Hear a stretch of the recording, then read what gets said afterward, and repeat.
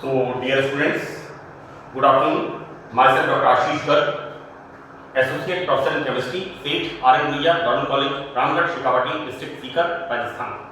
Now, you're welcome in the class. We start now heterocyclic compound first. इस unit के दो parts हैं, heterocyclic compound first and compound second.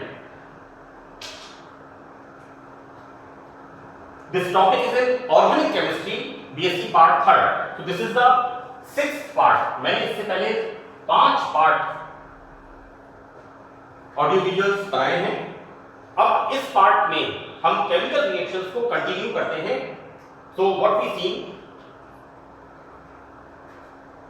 पांचवें part के बाद chemical reactions. Now the reaction is oxidation. Fine. यहां पर हम पढ़ेंगे ऑक्सीडेशन ऑफ द फिनोल. तो व्हाट गोइंग ऑन कि फिनोल में this is the phenol, this is alpha and this is beta and this is beta, right. तो phenol के अंदर अल्फा पोजीशन पर ऑक्सीडेशन होता है और यहां पर बनता है maleinimide. This is the maleinimide. Okay, this is the formation of maleinimide, right. मैं आपको एक चीज बता दूं कि ये एसिड, इसके बारे में आप जानते हैं. This acid is, it's a आपका ये पढ़ा हुआ फार्मूला है. मैं आपको रिकॉल कराता हूं. BSc part second organic chemistry के अंदर भी आपने इसे पढ़ा है. This is the maleic acid, right. यहां पर इसमें से removal of this. Now removal of water molecule from maleic acid. क्या बनेगा? Formation of this. Formation of this is maleic anhydride. Clear? और this maleic anhydride we react with H2O, then formation of this NH. ये reaction जो मैंने बोली है, maleic acid को गर्म करने पर maleic anhydride and maleic anhydride react with ammonia so that removal of water molecule and formation of this melanimide. Clear? Melanic acid का imide. This is the like this, IMIDE. Fine. यहां पर इसका basic hypochloride से oxidation करने पर, मैं अभी corona जो वायरस है उसका इन्फेक्शन बहुत इफेक्टिव है. मैं आपको ये याद दिला दूं बच्चों, ये जो हाइपोक्लोराइड है ये क्या है? इट्स जर्मीसाइड. आजकल इसकी बहुत डिमांड है, मार्केट में बहुत ज्यादा ये अवेलेबल है और ये it's used as a it's used as a germicide, है ना. कीटाणु नाशक या वायरस नाशक कहते हैं हम इसे. So that the formula is NaCl, right. इसके फॉर्मूले को बच्चों इस तरह में लिखते हैं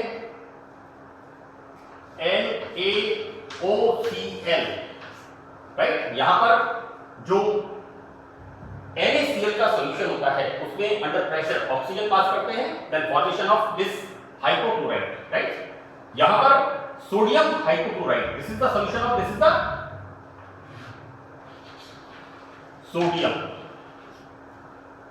सोडियम हाइपोक्लोराइड. आज बहुत ही ज्यादा इसकी वास्ट यूटिलिटी है और जो कोविड-19 जो डिजीज है उसमें जो वायरस है उसके लिए it's used as a germicide. Now जब हाइपोक्लोराइड से फिनोल का ऑक्सीडेशन कराते हैं, then formation of dichloromaleinimide, right. यहां पर इसकी रिएक्शन इसके साथ, देन यहां पर डाइक्लोरोमेलानिमाइड. क्लियर? मैंने क्लियर किया यहां पर कि कैसे हमने मैलेइक एसिड से मैलेइक एनहाइड्राइड, राइट, और मैलेइक एनहाइड्राइड में अमोनिया के साथ रिएक्शन कराने पर मेलानिमाइड का फॉर्मेशन होता है. Now the next reaction is ring opening. कि पिरोल की रिएक्शन जब when we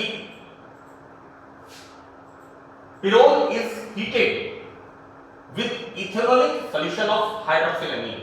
Clear? What we are doing here? This hydroxylamine को इथेनॉलिक सॉल्यूशन में इस पिरीडीन डाल करके गर्म करते हैं। गर्म करके यहाँ पर क्या होता है? यहाँ पर रिंग ओपनिंग होती है और क्या बनता है? The formation of dioxime, right? This is form dioxin. बच्चों यहां लिखा हुआ है सक्सिनेल्डिहाइड, सक्सिनिक एसिड का एल्डिहाइड। सक्सिनिक एसिड क्या होता है? ये वाला। ये सब फॉर्मूले बीएससी पार्ट फर्स्ट के अंदर आपने पढ़े हैं 12th क्लास में। आप this is the formula of succinic acid. Clear? Now ये सक्सिनिक एसिड का बन गया aldehyde. This is the succinic acid का एल्डिहाइड, सक्सिनेल्डिहाइड। क्लियर? तो यहां पर ये सक्सिनेल्डिहाइड का फॉर्मेशन ऑफ डाइऑक्सिन। तो this is the formation of dioxime, right? तो this is the ring opening कि पिरोल की रिंग हाइड्रोक्सिलामीन के इथेनॉलिक सॉल्यूशन के साथ गर्म करने पर यहां पर डाइऑक्सिन फॉर्म होता है, right? So that's all about the reactions of pirole. Now further, one most important thing आपको परीक्षा में अक्सर पूछते हैं कि write down short note on the aromaticity of pirole, right? Or write down short note of aromaticity of that is thiophene और furan, right? तो जैसा मैंने मेरे फर्स्ट लेक्चर में आपको बताया है कि there are 5 conditions for the aromaticity. तो यहां पर हम क्या देखते हैं? The first condition is it must obey Huckel's rule, so that pyrrole is obeying Huckel's rule. How? Pyrrole जो है वो हकल के नियम का पालन करता है। कैसे करता है? कि पिरोल के अणु में क्या होता है? This is the formula. और पिरोल में क्या होता है? Pi electron, here pi electron, ये पाई इलेक्ट्रॉन एंड ये पाई इलेक्ट्रॉन। तो पिरोल में 4 कार्बन, 4 पाई इलेक्ट्रॉन, और जो 2 इलेक्ट्रॉन्स यहां पर बचते हैं वो कहां से आते हैं? हेटेरोएटम से। हेटेरोएटम से रिंग में आते हैं, तो दैट यहां पर एरोमेटिक सेक्सेट का फॉर्मेशन होता है। So this point is clear. Now the second point, यहां पर लिखा हुआ है कि प्लेनर स्ट्रक्चर, राइट? कि one must have planar structure.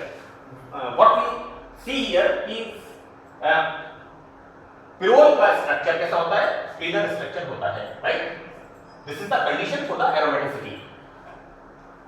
And the third point is these pi electrons must be cyclically delocalized.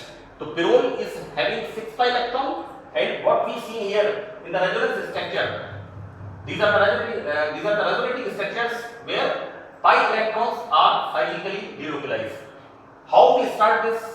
बहुत सिंपल है।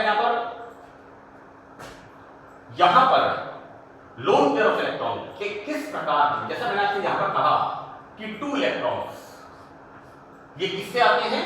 हेटेरोएटम से। तो किस प्रकार से हेटेरोएटम के 2 इलेक्ट्रॉन्स एरोमेटिक सेक्सेट का पार्ट बनते हैं? So these electron comes shifted here, these electron shifted here, and these electron comes here. Clear? So that यहाँ पर पॉजिटिव चार्ज एंड यहाँ पर नेगेटिव चार्ज। तो this is the structure first. Now these electron shifted here and these shifted here, so that again negative charge comes here. यहां पर हम pi electrons का cyclically delocalisation बता रहे हैं। जैसा कि मैंने आपको बेंजीन के कैल्कुलस स्ट्रक्चर्स में हेटेरोसाइक्लिक कंपाउंड पार्ट फर्स्ट के अंदर, this is the 6th part first में मैंने आपको लास्ट में बताया था कि calculus structures pi electrons must be cyclically delocalised. Now what is in here?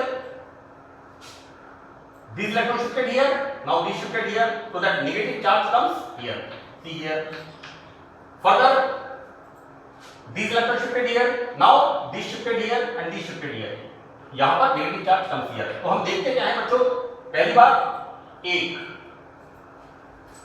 यहां पर एक, उसके बाद दूसरा, उसके बाद तीसरा और उसके बाद चौथा। तो इस प्रकार से यहां पर plus.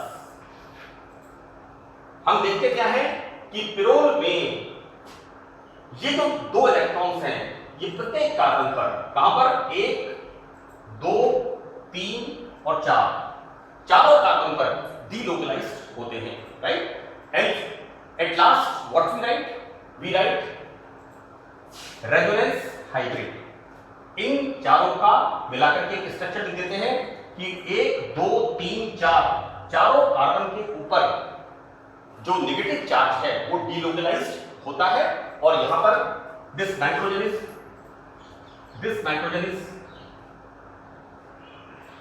Positively charge. so this is the resonance hybrid of pyrrole structure. Now here fourth condition, first is the pyrrole is obeying Huckel's rule. इसका हमने एक्सप्लेनेशन यहां लिखा है।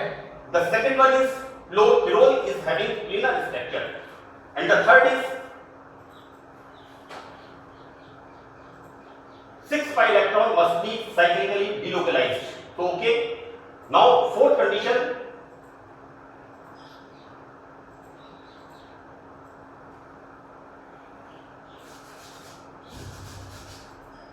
this condition, यहां पर इसको हम करेक्शन कर देते हैं कि pyrrole is having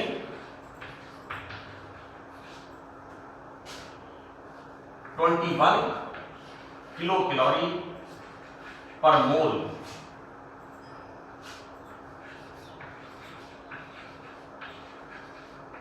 resonance energy, right. क्योंकि फोर्थ कंडीशन हमारी क्या है, it must have high resonance energy, so that pyrrole is having how much, 21 kilocalorie पर मोल। जैसा मैंने आपको बताया सीरियल नंबर, सल्फर से थायोफिन, नाइट्रोजन से पिरोल एंड ऑक्सीजन से furan, so that 29 for thiophene, 21 for pyrrole and 16 for furan, right. Kilocalorie पर mole is the resonance energy, right. यहां पर so fourth one is over, now fifth one must shows electrophilic substitution reactions। बच्चों हमने part second में, third में और fourth में काफी डिटेल में बहुत सारी nitration, halogenation, sulphonation, Reimer Tiemann reaction, Kolbe reaction, formylation, number of electrophilic substitution reactions हमने पढ़ी हैं। तो ये भी हमारा प्रूव होता है कि पिरोल ये अभिक्रिया, इलेक्ट्रोफिलिक सब्स्टिट्यूशन अभिक्रिया, जैसा मैंने आपसे कहा कि अपनी आय का 5वां हिस्सा दान करना चाहिए, so that I accept Islamic scholar, right? So that pirrole is showing electrophilic substitution reaction. Clear? Now इन सब बिंदुओं से ये निष्कर्ष निकलता है कि pyrrole is a aromatic compound, right. तो वन थिंग इज कि any compound having heteroatom, right, and the second condition is कि it must shows aromaticity, so the compound is heterocyclic compound. So that's all in this audio visual. And one more thing I explain, बच्चों कई बार मुझे अच्छी तरह याद है, आज से 12-13 साल पहले, 10 साल पहले क्वेश्चंस राजस्थान यूनिवर्सिटी के रीजनिंग वाले आते थे। उसमें पूछते किस तरह से थे, आपके सिलेबस में है थायोफिन, पिरोल, फ्यूरेन, पिरिडीन। अब सवाल इसमें पूछते थे कि बेंजीन और पिरोल की एरोमेटिसिटी की तुलना करिए। तो कई बार बच्चे कहते थे कि सर बेंजीन तो हमारे कोर्स में है ही नहीं, राइट। बच्चों बेंजीन तो 11th 12th क्लास से आपके कोर्स में कॉन्स्टेंटली बनी हुई है, और ये जो हम स्टडी कर रहे हैं यहां पर मैं हर जगह पर जब भी हम एरोमेटिसिटी की बात करते हैं, एरोमेटिसिटी में सबसे पहले हम बैंकिंग का अध्ययन करते हैं, राइट। तो जब भी आपको इस तरह का तुलनात्मक सवाल पूछ लें तो आप तुरंत बता दोगे कि pyrrole is having 6 pi electron and benzene is having 6 pi electron. This is our first point, ये इसका तुलना हो जाएगी। दूसरा बिंदु में क्या है, समतलीय संरचना का बंध निकाय, इन दोनों के स्ट्रक्चर बना दोगे, राइट। बहुत सिंपल है, आपको पिरोल का पता है और इसके साथ साथ आप बेंजीन भी ऐड करते जाइए। यहां पर ये स्ट्रक्चर्स आप किसके बना दोगे, पिरोल के रेजोनेटिंग स्ट्रक्चर्स, और साथ में बेंजीन की कैटुले एंड डेबार स्ट्रक्चर्स बना दोगे, तो तुलना होती जाएगी। नेक्स्ट पॉइंट यहां पर आपने लिखा है पिरोल की resonance energy 21 kilo calorie per mole, while benzene की resonance energy 36 kilo calorie per mole, right. And the last one, pyrrole and benzene both shows electrophilic substitution reaction। तो बच्चों कई बार क्वेश्चन को थोड़ा सा भ्रमित करने के लिए, क्वेश्चन को थोड़ा सा टेढ़ा करने के लिए उसमें अगर बेंजीन का कंपैरिजन डाल दे तो घबराने की जरूरत नहीं है। यही वो पॉइंट्स हैं और आपको बेंजीन के बारे में पता है, इन्हीं बिंदुओं को हमें डिस्कस करते हुए चलना है और हमें अपना आंसर अच्छी तरह से देना है।